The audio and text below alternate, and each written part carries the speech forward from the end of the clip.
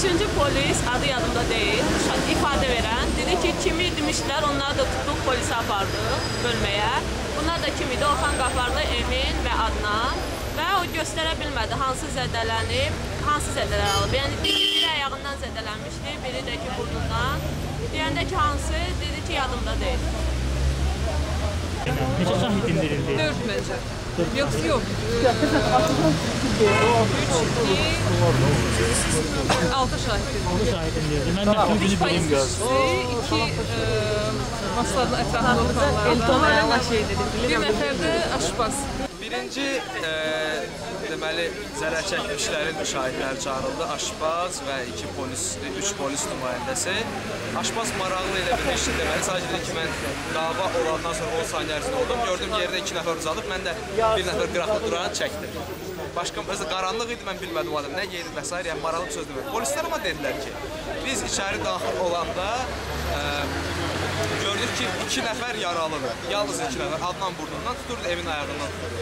Qalan hamı sağ-salamat idi və polis niyə görə onları apardı? Belə başladı ki, polisə tapşırdılar ki, hamını aparın və Adnan Eminin ilk aparılması səbəbi oydu ki, onlar yaralıydılar, onların deməli köməyə ehtiyacı vardı. Yəni polis belə başa saldı.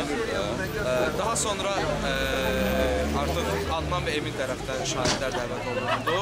Əvvəl Pərviz Atayır, sonra Orxan Qafarlı şəkil elədi. Bizim bildiyimiz kimi, yəni əslində necə baş veribsə, hər şeyi çox normal şəkildə bilinirlər.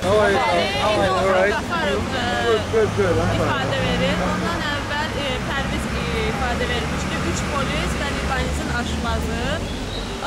Deməli, Libanizin aşpazı dedi ki, görməyib uşaqlar orada, Eminlə Adnanı.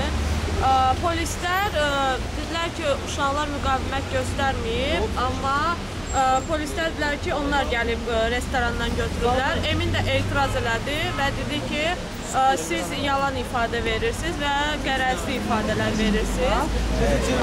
Sonra çıxış elədi.